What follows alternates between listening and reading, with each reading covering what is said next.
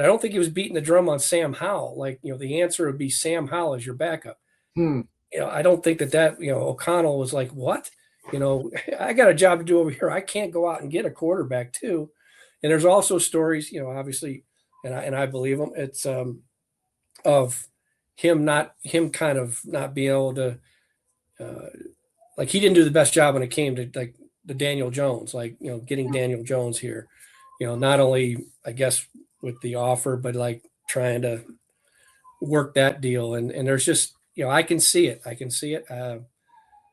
It just was a bad fit. It's like, I can see Kwesi going, who knows, maybe he goes back to, I don't know if anything's happened here in the last week, but go back to Cleveland and work, somewhere in the building, he's crunching, he's doing some things, but he's not a leader of a football operations. He's just not.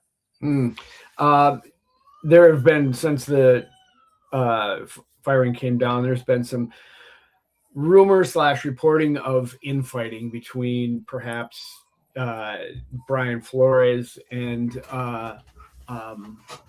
Kwesi, or some of the other, even as you intimated with KOC. Does that track with what you've found Well, out? yeah, I've always, long ago I sat down when Bill Belichick was the coach at the Browns, and his GM, I don't know, he didn't have the title GM, but Mike Lombardi was his GM guy. And I remember just asking something. I was doing a story on something, and I said,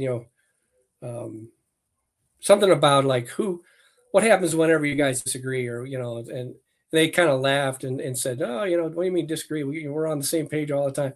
And they kind of shared with me, it's just like any other job. It's like there's gonna be, that's like when Pettin came out and did a interview in Cleveland and didn't see eye to eye with Flores. And people are alarmed when they hear that especially emotional football people, have like friction, or they're arguing their points.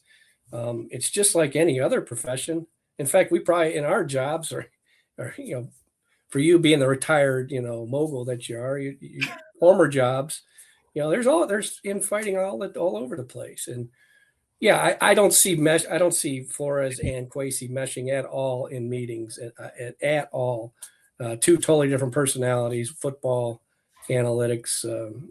So yeah, it doesn't surprise me at all. Because of their personality, or because of their background, or what? Because we never really, they seem to publicly have a united front when they made these